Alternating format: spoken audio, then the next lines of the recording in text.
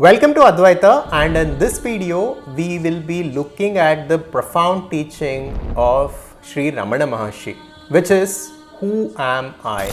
This method of self-inquiry is very popular in order to understand truly who we are and in order to understand the nature of reality. So in this video, let us go into the teachings of Sri Ramana Maharshi and let us go into the concept of who am I and how we can make use of this in order to understand our true nature and in order to understand this world.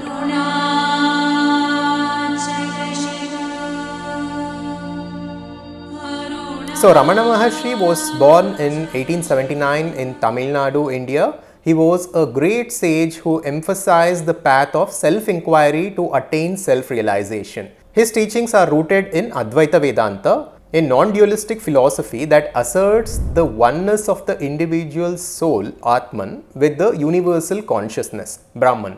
And now let's begin our journey into understanding his teachings. First of all, what we need to understand is that this inquiry into the nature of self by asking the question, who am I, will be a different kind of a learning and it will be a different kind of an understanding when we compare it with any other kind of understanding, because whatever we try to know in this world, the different types of knowledge that we try to acquire in this world, whether it is professional, whether it is relating to our businesses, or whether it is about any hobby or anything else, we are basically studying an object which is something apart from us, and we are analyzing it, and at the end we are conceiving it in our minds.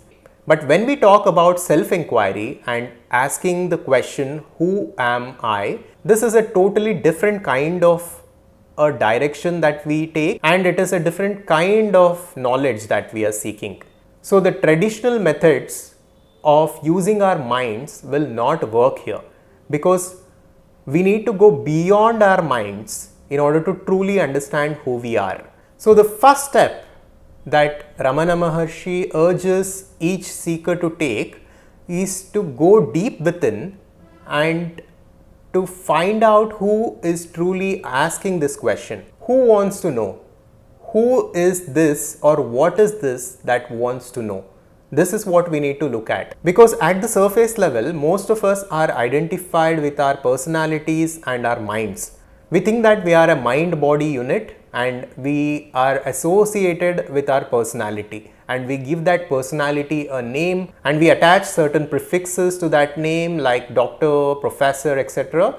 and we sort of create a fake identity for ourselves.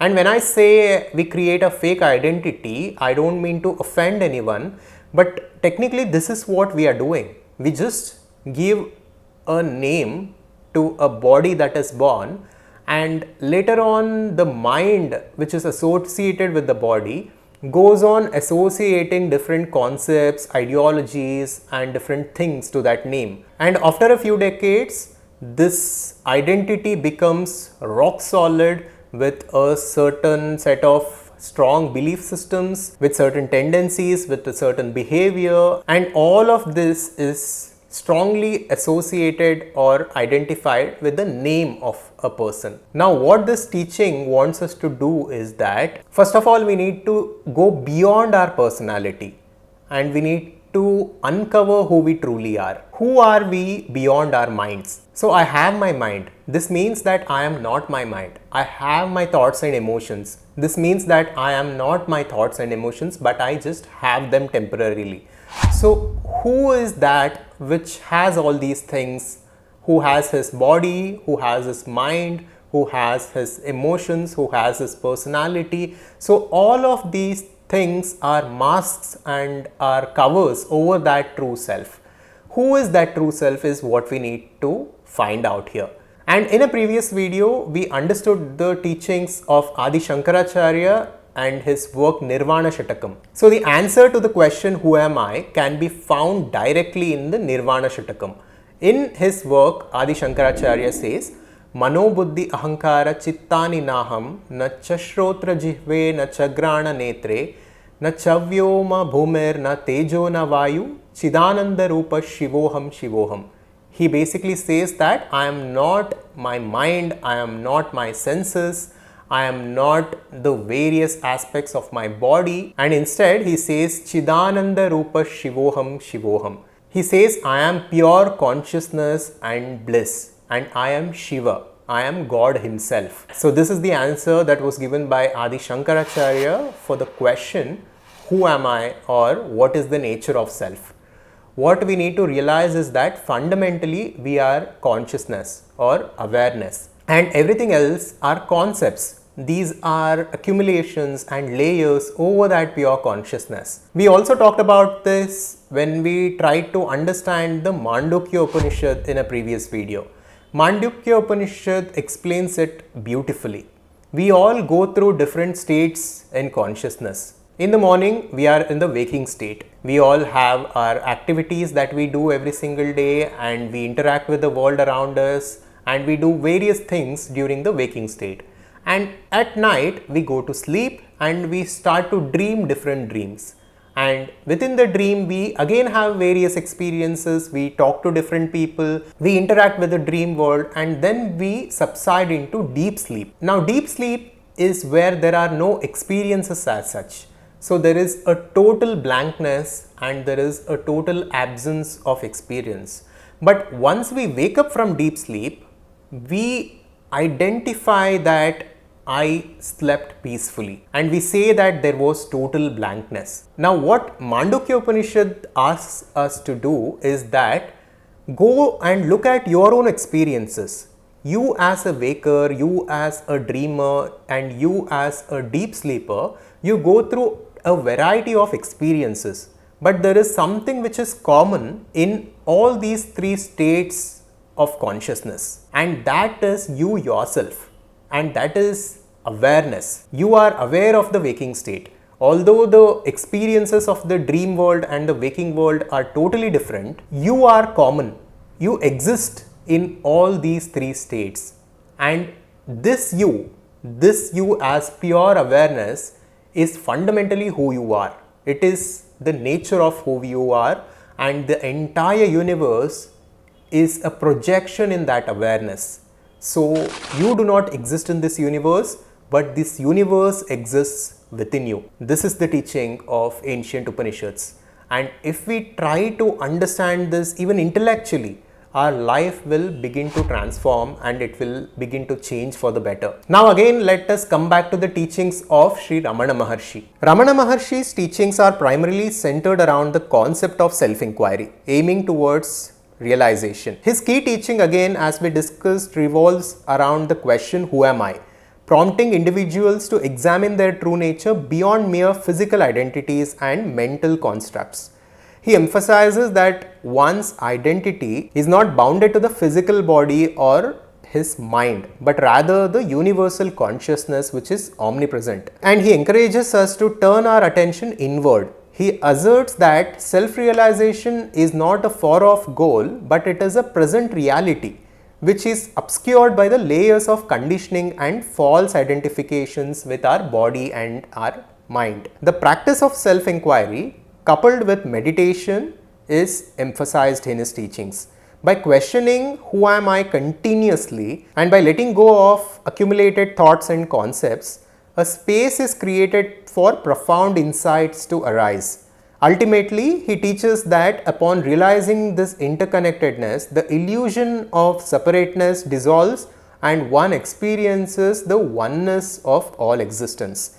This is the essence of his teaching. Now, what Ramana Maharshi basically tells us is that Atman is one with Brahman, which means to say that awareness which is within you is equal to the universal awareness or universal consciousness, and this entire existence is within you. For the people who listen to this for the first time, it sounds ridiculous. How can this entire universe exist within me? There are different people outside and there are different things that are happening independently without my control outside of me.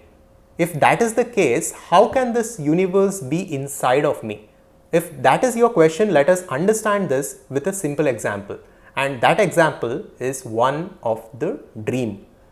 We all dream different dreams when we go to sleep. And within our dreams, we have various experiences, right? We assume the identity of the dream ego. Sometimes who we are in the dream is different from who we are in the waking state. Our bodies might be different, we might see the world in a different way, and we might have experiences which are very different from the experiences that we have in the external world when we are awake. But even within the dreams, there are different people and there are different objects, and then there is the dream environment itself. All of which will seem real to us when we are dreaming the dream. When we are within the dream, all these things will seem real to us. And even within the dream, we think that the people whom we are interacting with and the objects that are around us are independent and they have their own existence. But only when we wake up from that dream, we realize that all of it was happening within our minds. It was all a projection in our minds. Even those people and animals and objects which were outside of us within the dream was actually inside of us, and it was inside the mind. It only seemed like that within the dream. Now, this is how we need to understand the teaching of Advaita Vedanta. So, what Advaita tells us is that no matter how real this world may seem, this is also a projection. This is also an illusion created by Maya. Even though this world works on a totally different set of parameters and this world seems much more real compared to the dream world, even this world is an illusion. This is also a projection in that pure consciousness. And once we wake up to who we truly are, and once we wake up from our attachments and our identification with the external world and realize ourselves as that pure consciousness or awareness, one is said to be liberated or self-realized. This is the essential teaching of Advaita Vedanta. I hope you found this video valuable, and if you are interested in concepts like this, you can check out my book Decoding God, which is available on Amazon, in which I talk about these concepts in greater detail. Thank you for watching this video. Make sure to subscribe to our YouTube channel, and I'll see you on the next one.